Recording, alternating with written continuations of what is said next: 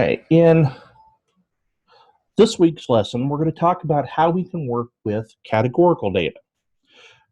Specifically, we're going to look at two different types of tests. One's called a goodness of fit test, and one is called the test of independence.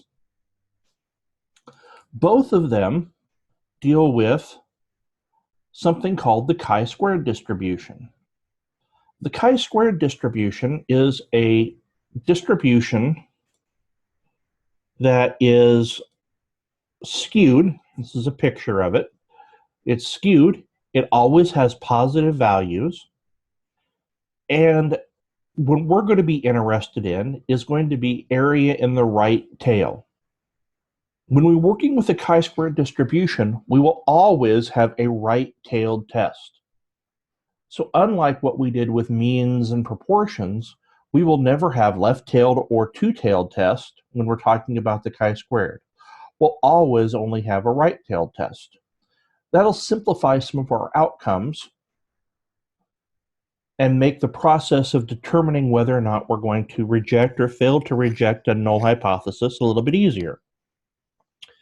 Similar to the t-table, the chi-squared distribution depends on a number of degrees of freedom. So the table for it is set up similar to the t-table in that the values across the top are probabilities. Values down the left-hand column are the degrees of freedom, and the values inside of the table are critical values that we can utilize to help us make decisions about hypothesis test. So some characteristics of the chi-squared distribution: it's not symmetric. Its shape depends on the degrees of freedom, like the student's t-distribution. As the number of degrees of freedoms increases, it does become nearly symmetric. The values of chi-square are non-negative. That is, the values of chi-squared are greater than or equal to 0. And if you look at the degrees of freedom, you can see what happens to the distribution as we increase the degrees of freedom.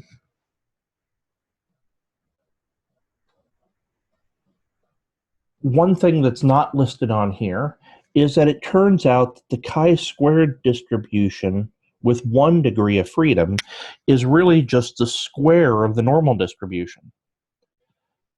It also doesn't talk much about what we might use the chi-squared distribution for other than the test we're going to discuss here. And it comes into play anytime that we're interested in answering questions about variability and standard deviation. So we'll be able to come up with a measure of the amount of variability and decide whether or not that amount of variability is too big or too small. In a goodness of fit test, it's an inferential procedure used to determine whether a frequency distribution follows a specific distribution. So for example, we have a variable that has 5 different categories, and we have the breakdown of how often each one of those categories will occur. What the goodness of fit test does is take sample information and look at the relative frequency with which each category occurs and compares that to what we expected to happen. If we vary too much from what we expect to happen, then we will assume that this is not a good fit. Okay. It will depend on us having what's called expected counts. So let's suppose that we have n independent trials of an experiment, and there are at least 3 or more possible outcomes. We're going to let P1 represent the probability of observing the first outcome, P2 represent the probability of reading the second outcome, and so on. Then the expected counts for each possible outcome are the mu sub I, which is going to be n times p sub I. Okay. So we're going to let E, capital E, denote an expected count, and the subscript of I means the expected count for the ith category, and P sub I represents the proportion of the population that has that characteristic. So if I pull n objects out of that population, I would expect n times pi to show up in category I. That's kind of, it's a lot of terminology and a lot of generality being mentioned there. So let's take a look at an example to help us figure out what we mean by each of the things we had in the previous slide. Say a sociologist wishes to determine whether the distribution for the number of years caregiving grandparents are responsible for their grandchildren is different today than it was in 2000. According to the United States Census Bureau, in 2000, 22.8% of grandparents have been responsible for their grandchildren for less than a year. 23.9% of grandparents have been responsible for their children for 1 or 2 years. 17.6% have been responsible for 3 or 4 years. And 35.7% of grandparents are responsible for their grandchildren for 5 or more years.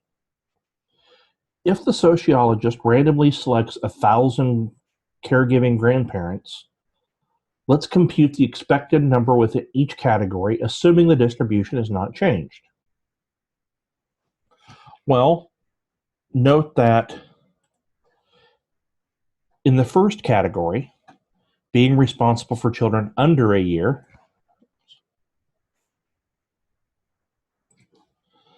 it says that there are 22.8% of grandparents will be responsible for their children for less than a year. Out of 1,000, that would mean we would expect to have 228 grandparents be responsible for their grandchildren for less than a year. We would expect 239, or 23.9% times 1,000, to be responsible for their grandchildren for 1 to 2 years. We would expect 176, or 17.6% times 1,000, to be responsible for their grandchildren for 3 or 4 years, and 35.7% of 1,000 to be responsible. So that would be an expected count of 357.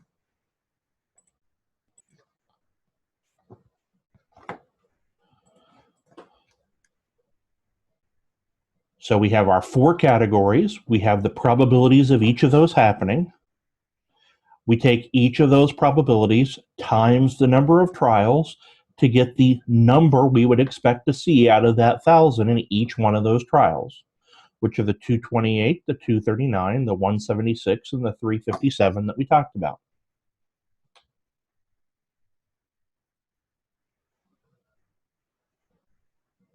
The goodness of fit test uses a test statistic that we're going to call a chi-squared test statistic that is given by the following formula. It's the sum of the observed counts minus the expected counts squared divided by the expected count for each of the individual categories. So again, we let O sub I represent the number we've actually observed, let E sub I represent the expected. We're going to take the difference between observed and expected and square it so we get some measure of variability. We're going to try to put that in context as whether that's big or small by dividing by the expected count. We're going to add up all of those numbers, and that's going to give us our test statistic. So note that the test statistic here is a little more complicated than the ones we've been using. We will be able to simplify the process kind of by drawing a picture and doing some calculations as we go. And the picture will involve us creating a contingency table like we did clear back in chapter, or in about lesson 4, I think it was, lesson 5. This test statistic has k minus 1 degrees of freedom, provided that all expected frequencies are greater than or equal to 1, and no more than 20% of the expected frequencies are less than 5. Again, these are assumptions that do need to be checked. we're going to make the assumption that these things actually occur when we're doing our problems. One caution is that the goodness of fit tests are used to test hypotheses regarding the distribution of a variable based on a single population. If you wish to compare two or more populations, you must use the test for homogeneity presented in section 12.2.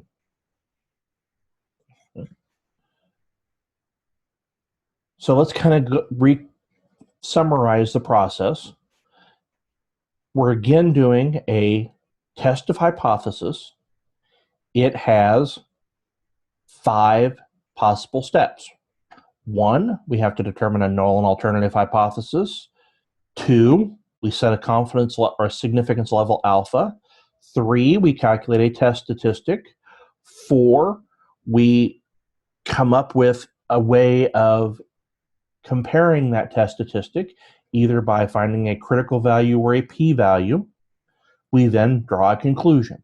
So we're going to use the same 5 steps we've been using on all of our other hypothesis tests. The difference is the format in which some of the steps will follow. For example, in step 1, the null hypothesis is that we have some specific distribution and we want to know whether or not that random variable follows that distribution. The alternative is that that distribution is not a good fit for the variable. So the random variable does not follow that distribution in the null hypothesis. We again decide on a level alpha. We then have to calculate our test statistic. That test statistic requires us to calculate expected values for each category. So we need expected counts. We should verify that it does meet the criteria.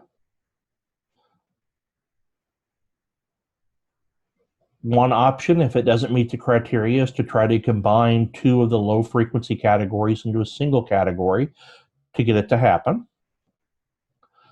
But then we're going to take the expected count that we had and the observed counts and calculate our test statistic. Unlike everything that we have done previously, we now only have to worry about a right-tailed test. We're going to look in our chi-squared table. We're going to look for this level of significance of alpha. So we'll look in the alpha column. We'll look in k-1 row, where again, k is the number of categories. That will give me a critical value to compare to. If our test statistic exceeds that critical value, we reject the null hypothesis. In the p-value approach, we would still calculate our test statistic. We would then do like what we did with the t-distribution earlier, is we would try to find the value of the test statistic in the k-1 degree of freedom row of our chi-squared table to give us a range of p-values. If that p-value is less than alpha, we will reject the null hypothesis. We can also come up with an exact value for p if we're using some sort of numerical package like StatCrunch. So let's go back and look at our example. So let's say we have our distribution from 2000 that 22.8% care for less than a year, 23.9% are between 1 and 2 years, 17.6% are between 3 and 4 years, and 35.7% are 5 or more years. Now let's suppose that we actually got our sample of 1,000 and it broke down as the actual frequency of 252 were less than a year, 255 were between 1 and 2 years, 162, 3 or 4, and 331 for 5 or more years. What I want to do is test the claim that the distribution is different today than it was in 2000. Our null hypothesis is that the distribution is the same as it was in 2000. So our null hypothesis is that the distribution is the same as 2000. The alternative is that the distribution is different today than it was in 2000. So we have our observed counts. We have the expected counts that we did earlier. I can now calculate the difference between these two. So I'll take observed minus expected, 252 minus 228. I need to square that value and then divide by 228. I'll then take 255 minus 239. I'll square that quantity and I'll divide it by 239. I'll then take 162 minus 176. I'll square that quantity and I'll divide by 176. In a similar fashion, I'll take 331 minus 357. I'll square that quantity and go from there. Okay.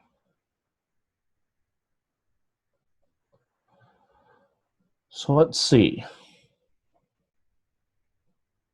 I will look at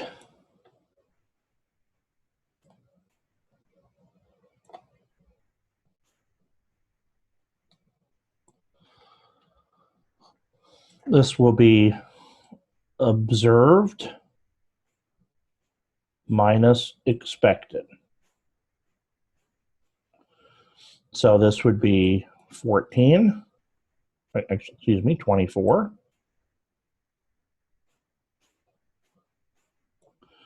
This would be 16. Then this is minus 14. And this is minus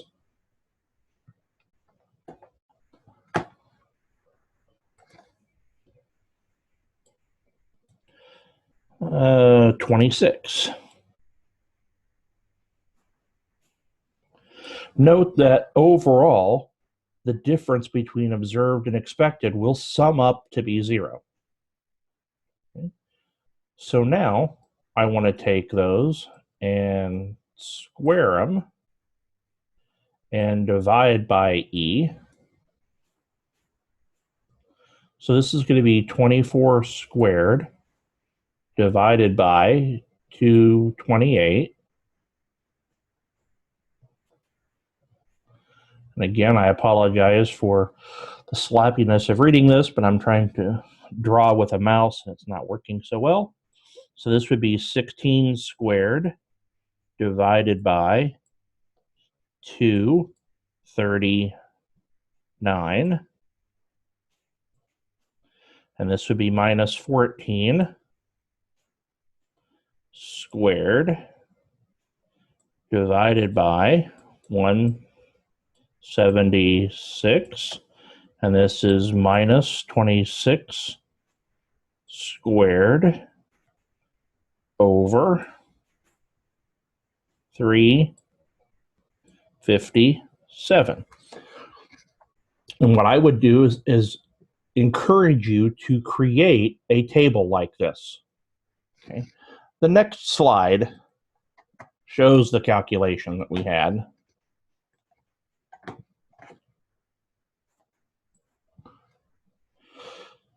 This is what I had in that first cell. This is what I had in the second cell, the third cell, and the fourth cell. So if we do all the calculations, we would add up everything in that last column. We would get 6.605. Well, I want to know, is that a large amount of variability or a small amount of variability? Well, there were 4 categories. Since there were 4 categories, that means that there are 3 degrees of freedom. I have a value of 5% as alpha given to me. So I get a test statistic value, or not a test, a critical value of 7.81. So that total variation has to be more than 7.81 units. Ours was only 6 units. So therefore, we would fail to reject the null hypothesis. We do not have any evidence to suggest that the distribution has changed since 2000. So if we go back to here, we had 6.605. looking at my t-distribution, or my chi-squared distribution, if I look at 6.605, note that that would lie between 6.25 and 7.81. That tells me that my p-value is somewhere between 0.05 and 0.1.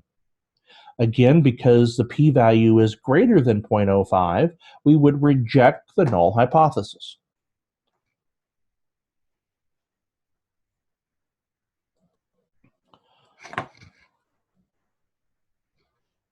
So here's what the distribution would look like with 3 degrees of freedom. We have our critical value of 7.815. We have our test statistic of 6.605. It does not go far enough out to the right in order for us to reject. So since it is not far enough out to the right, we fail to reject the null hypothesis. And so we can conclude we do not have enough evidence, or we have insufficient evidence to conclude a change in the distribution. If we were to use a statistical package, we could come up with a p-value of about 0.09. From our table, we knew it was somewhere between 0.05 and 0.1. And again, because the value is greater than 0.05, we fail to reject the null hypothesis. In either case, there's insufficient evidence to conclude that the distribution has changed. Okay. So let's take a look at StatCrunch and see if we can do a problem there. Because in your homework, it will ask you to calculate a p-value, and we can use StatCrunch to help us out. So what we're going to do is we're going to go to stat, goodness of fit, chi-squared, and notice that it says observed in a select column and expected in a specific column. So what we need to have, first of all, is observed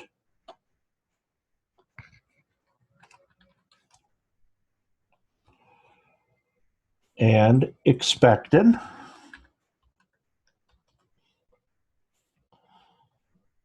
Using the information that we had, let's see, our observed, well, I guess I should do this. Let's copy that over.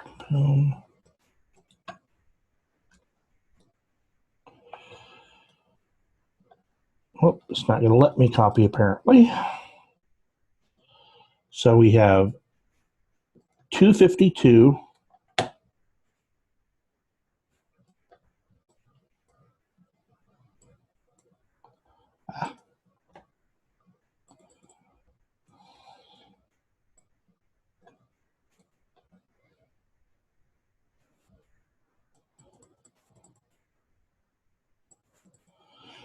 so I can type it in now. So we have 252, 255, 162, 331. Our expected was 228, 239, 176, 357. So now we can go to stat, goodness of fit, chi-squared. The observed is in the observed column, the expected is in the expected columns, and I can hit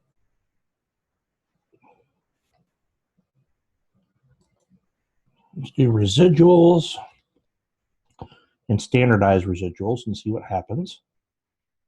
And we get a chi-squared value of 6.605, a p-value of 0.0856.